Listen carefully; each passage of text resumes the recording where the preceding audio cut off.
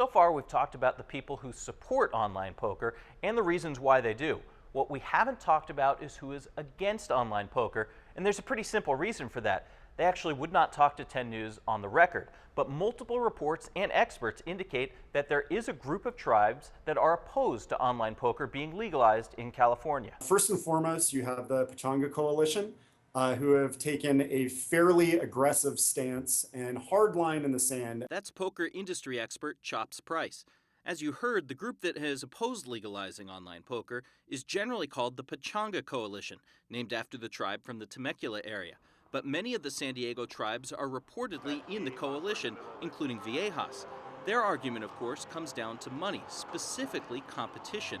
Attorney Jarrett Blanian represents card rooms like 7 Mile Casino in Chula Vista. He supports online poker, but understands the argument against. They have a fear that online gaming is going to keep people from coming to their facility. Then, they have to think about their own livelihoods. Poker is far from the biggest part of a casino's business, but some tribes worry that allowing online poker could be the start of a slippery slope. They see 10 years down the road, maybe it starts with internet poker, and maybe that doesn't really take anything from our bottom line. But maybe down the road it turns from internet poker to various other games that they offer at their facility. Furthermore, not every casino is going to be able to launch a successful poker site.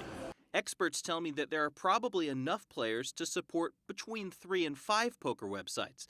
That means many tribes and casinos will have to partner with each other to do it.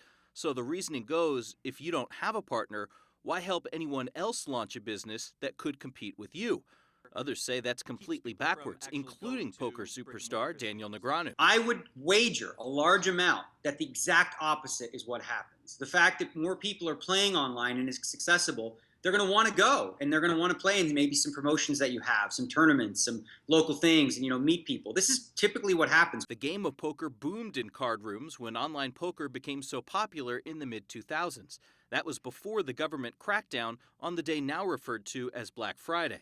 Negreanu thinks poker's overall popularity has cooled off from its heyday precisely because it's no longer allowed online. If you look at the numbers since Black Friday of play in his own card rooms, I would tend to guess that play has gone down. What online poker does is it creates more poker players who are likely going to want to do it in a social environment. Where are they going to go? They're going to go to places like his. They're going to go to the brick and mortar casinos, and it'll up sort of the business across the board. While some tribes do believe online play will hurt their business, other San Diego tribes like Rincon disagree. We believe there's a lot of strength to this, and I think more and more people eventually, the tribes, more and more of them will see this and they will embrace it eventually as they begin to change their business model over time. Even if the tribes do come together on the business side, there's another big sticking point, and that's where we talk about the racetracks. The battle over whether Del Mar can expand from horse racing to online poker.